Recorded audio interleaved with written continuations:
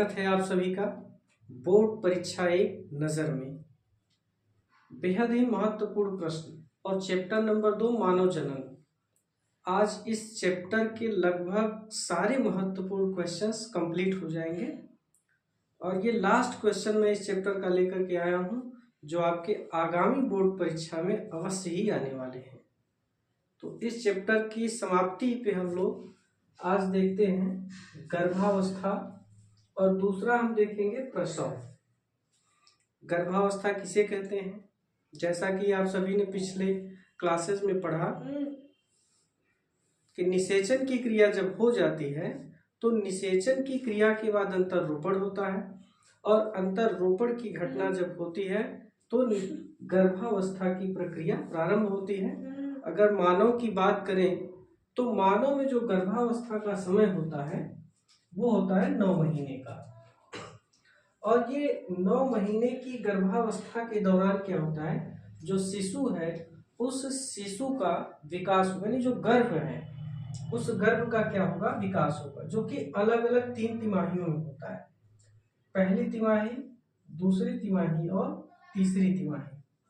पहले तिमाही की बात की जाए तो पहली तिमाही 0 से 12 सप्ताह की होती है।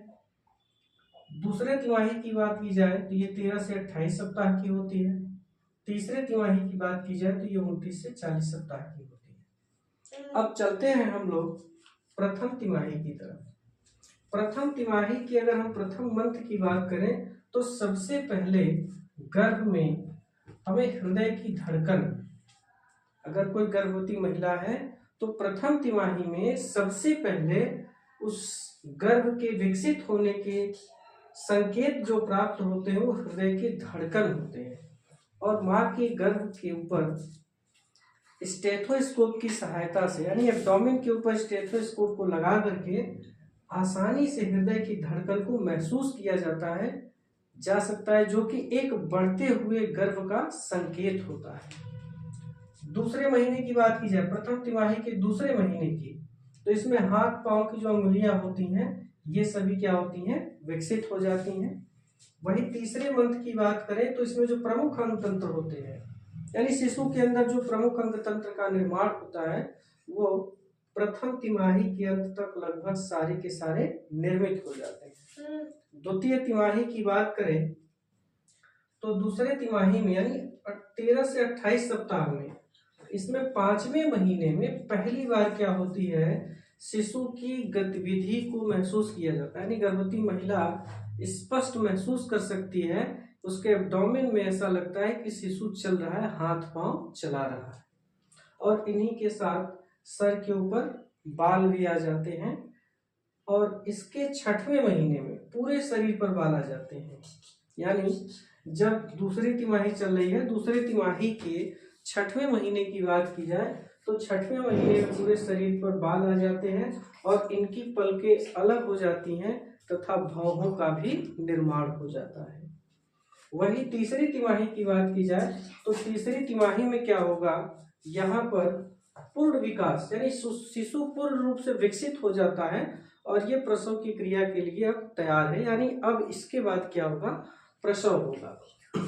तो यहाँ पे हम लोगों ने देखा गर्भावस्था, तो मनुष्य की बात करें, मानव मादा जो होती है इनमें गर्भावस्था का जो समय होता है 9 महीने से कुछ ज्यादा होता है, जिसे पहली, दूसरी और तीसरी तिमाहियों में बांटा गया है।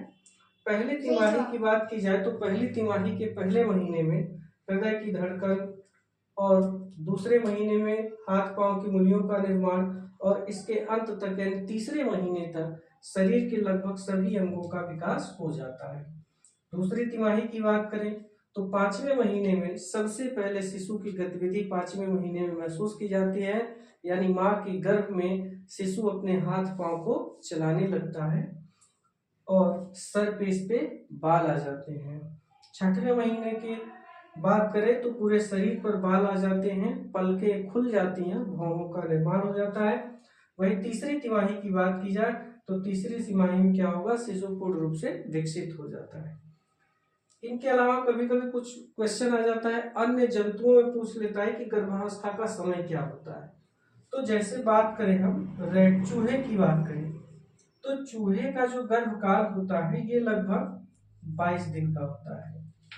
वही कुत्ते और बिल्ली की बात करें तो कुत्ते और बिल्ली का जो गर्भकाल होता है, यानी डॉग और कैट की बात करें तो इनका जो गर्भकाल होता है ये लगभग 63 दिन का होता है। वही कुछ अन्य जानवरों की बात करें हम, जैसे बंदर की बात करें तो बंदर का 213 दिन का होता है गर्भकाल। वही गाय की बात करें तो इनका लगभग 270 दिन का होता है गर्भकाल। गाय का 270 दिन का गर्भकाल होता है।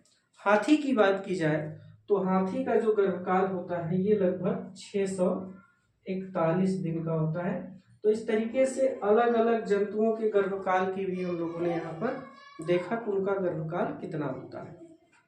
अब इसी क्रम में हम लोग आगे देखते हैं प्रसव की क्रिया क्या होती है। प्रसव का आशय क्या है, शिशु के जन्म होने की प्रक्रिया को क्या कहते हैं, प्रसव कहते हैं। और ये पूरी प्रक्रिया जो होती है ये न्यूरो एंडोक्राइन प्रक्रिया, न्यूरो एंडोक्राइन के माध्यम से क्या होता है, इस पूरी प्रक्रिया का नियंत्रण होता है। और ये संकेत यानी प्रसव की क्रिया का संकेत कहाँ से प्राप्त होता है, तो प्रसव की क्रिया का जो संकेत प्राप्त होगा वो पूर्ण विकसित गर्भ और अपरा के द्वारा, यानी जब अपरा विकसित पूर्ण हो जाता है और पूर्ण विकसित गर्भ है तो यही क्या करते हैं, संकेत देते हैं प्रसव की क्रिया के लिए।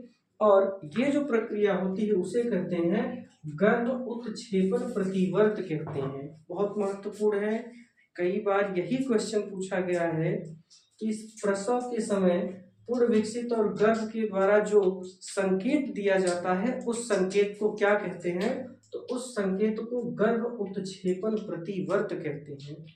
इस प्रक्रिया से होता क्या है, गर्भ में हल्का सा संकुचन होता है और जब हल्का सा संकुचन होता है तो उसके बाद क्या होगा, ऑक्सीटोसिन का स्राव होगा, पीयूष ग्रंथि से ऑक्सीटोसिन का स्राव होगा, जिसके कारण गर्भाशय की जो अंतः स्तर की दीवारें होती हैं उनके बाद मध्य स्तर और सबसे बाहर क्या होती है, बाह्य स्तर। तो मध्य स्तर की जो दीवार होती है उस मध्य स्तर की दीवार में जब हम लोगों ने मादा जनन तंत्र पढ़ा था तो वहां पे हमने बताया था, तो गर्भाशय संकुचन प्रारंभ होगा किसमें, मध्य स्तर की जो वाल होती है उसमें तीव्र संकुचन होता है। और ये संकुचन की क्रिया क्या होती है, धीरे धीरे बढ़ती जाती है।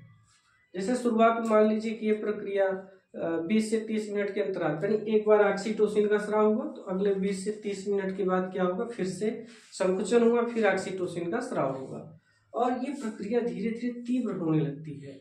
और जब तीव्र प्रक्रिया होती है तो मध्य स्तर की जो दीवारें होती हैं गर्भाशय की उसमें तीव्र संकुचन होता है और तीव्र संकुचन होने से क्या होता है, पीड़ा, जोरदार पीड़ा होती है। और ये जो पीड़ा होती है इसे लेबर पेन या इसी को मातृत्व पीड़ा कहते हैं, यानी शिशु के जन्म के समय जो पीड़ा होती है।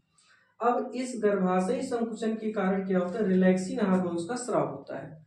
रिलैक्सिन के स्राव के कारण क्या होता है, जो जन्म नाल होता है ये चौड़ी हो जाती है और इस तरीके से क्या होगा, जो भ्रूण होता है, शिशु होता है यानी गर्भ होता है, वो क्या होगा, बाहर आएगा।